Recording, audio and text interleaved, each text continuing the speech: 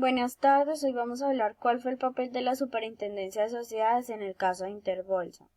Primero, vamos a definir qué es una Superintendencia de Sociedad. Es un organismo técnico adscrito al Ministerio de Comercio, Industria y Turismo, con la personería jurídica, autonomía administrativa y patrimonio propio, mediante el cual el presidente de la República ejerce la inspección, vigilancia y control de las sociedades mercantiles, así como las facultades que le señala la ley en relación con otros entes, personas naturales y personas jurídicas.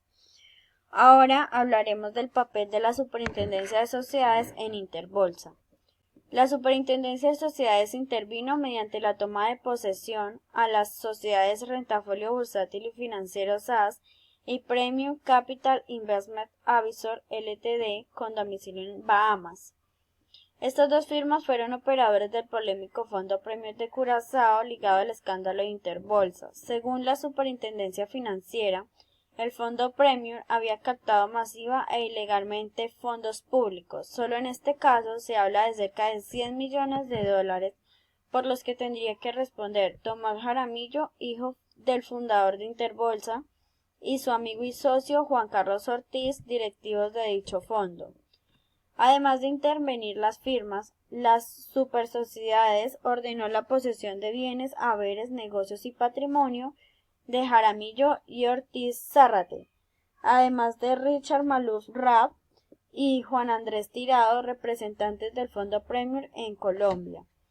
Según la superintendencia, estas personas se encontraban vinculadas directa e indirectamente con la firma Rentafolio Bursátil y Financiero SAS, cuando se produjo la captación masiva y habitual de recursos.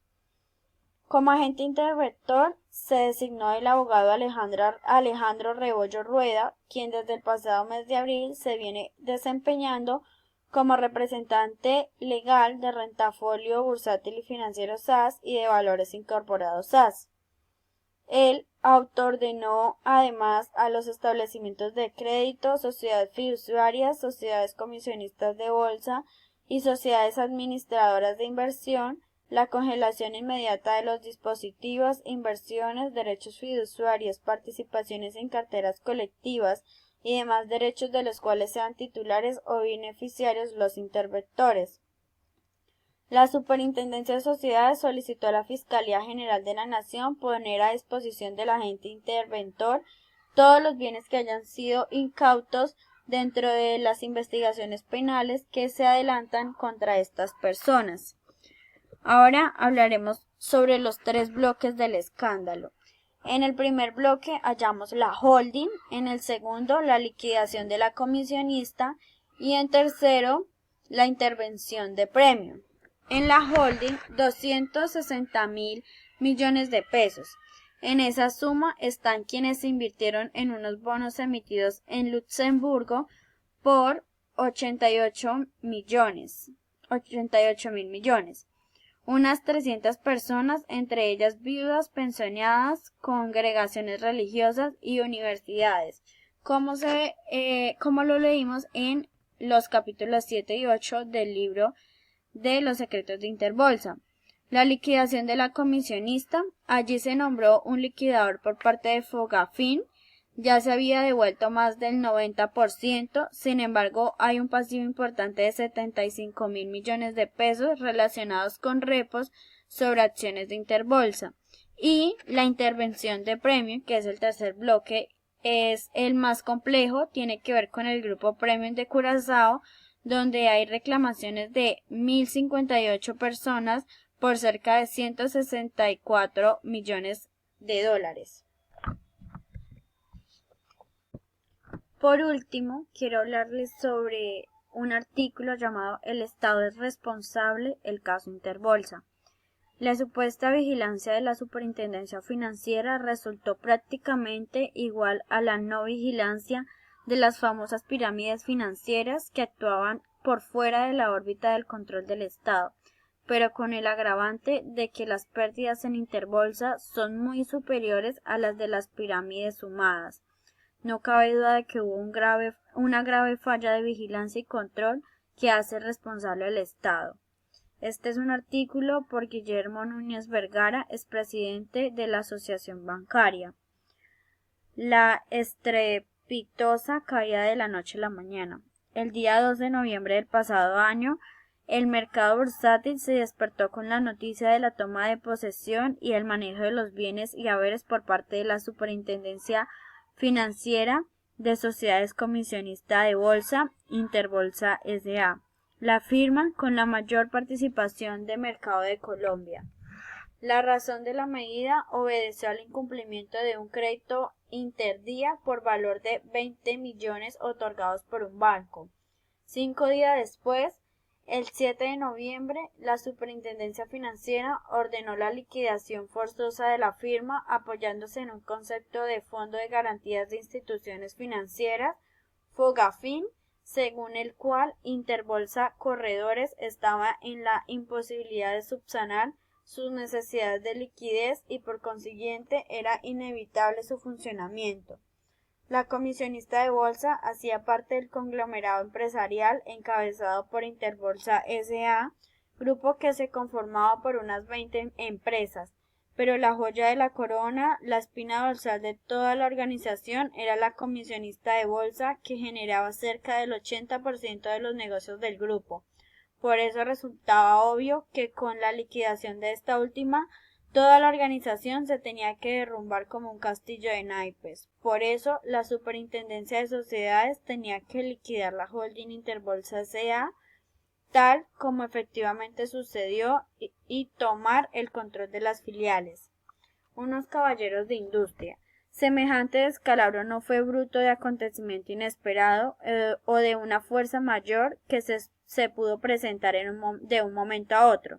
No, fue el resultado de un proceso que comenzó a gestarse con 2 años o más de anterioridad, cuando los principales dueños de Interbolsa resolvieron hacerse también dueños de empresa Fabricato y comenzaron a comprar acciones, las cuales se entregaban en garantía utilizando el mecanismo de los famosos repos para de esta manera obtener nuevos créditos y seguir comprando acciones.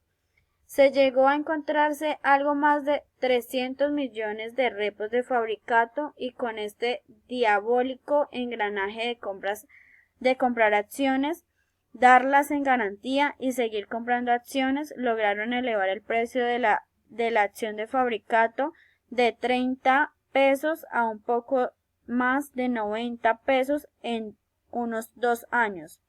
Inversiones que además la comisionista de bolsa recomendaba a sus clientes, lo mismo que la inversión en repos de Fabricato.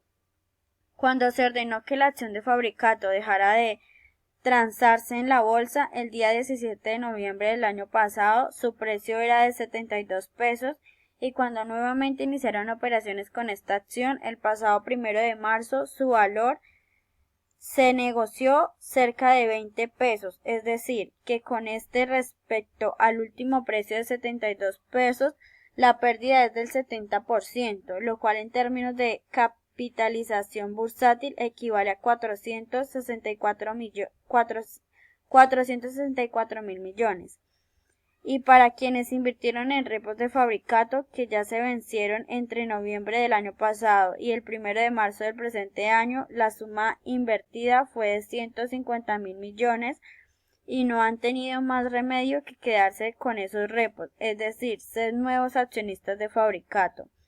Y también han salido altamente perjudicados todos los tenedores de acciones que las compraron directamente en la bolsa y cuya inversión no solamente ya perdió el 70% de su valor con respecto al precio de 72 pesos, sino que además esa inversión quedó congelada durante 3 meses y medio, periodo en que no hubo negociación de una acción. Al lado de toda esta manipulación con la acción de Fabricato y su enorme concentración de repos, estos caballeros de industria también utilizaron los recursos públicos para hacerse autopréstamos, como sucedió con los recursos captados en el Fondo Premio, con sede en Curazao y cuyo agente en Colombia era Interbolsa Corredores. En este fondo habían unos 1.200 inversionistas que depositaron alrededor de 170 millones de dólares, dinero que en una gran parte regresó a Colombia para comprar acciones de Fabricato y de la misma Interbolsa, y además utilizaron parte de esos dineros para otorgar préstamos a empresas pertenecientes a los principales dueños, tal como lo registró el periódico El Tiempo en la edición del día 28 de noviembre del 2012, informando que firmas relacionados con Víctor Maldonado, el dueño del 30% de Interbolsa, obtuvieron desembolsos superiores a 13 millones de dólares. Esos dineros provenientes del Fondo Premium entraban al país a través de dos empresas que hacían parte del mismo conglomerado, a saber, Rentafolio Bursátil y Financiero y Valores Incorporados, y se canalizaban para la compra de acciones de Fabricato de la misma holding, inversión en repos y préstamos a los dueños del conglomerado. Todo lo anterior muestra de manera palpable que los recursos del público se utilizaban primero que todo para el beneficio de los propios intereses de estos caballeros de industria y de sus empresas.